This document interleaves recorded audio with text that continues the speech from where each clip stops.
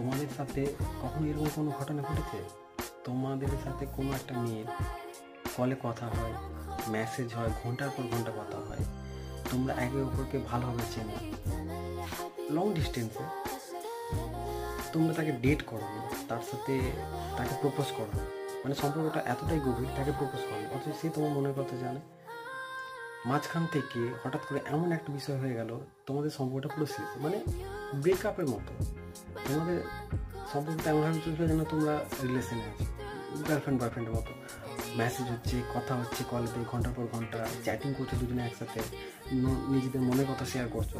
মাঝখান থেকে এমন একটা সময় এলো তোমাদের মনে হচ্ছে যেন ব্রেকআপ হয়ে গেছে।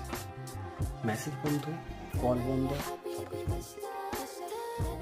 মাঝখান থেকে তুমি বেচারা ফেসে এরকম একটা পরিস্থিতি থেকে থাকলে কমেন্ট করতে চাই।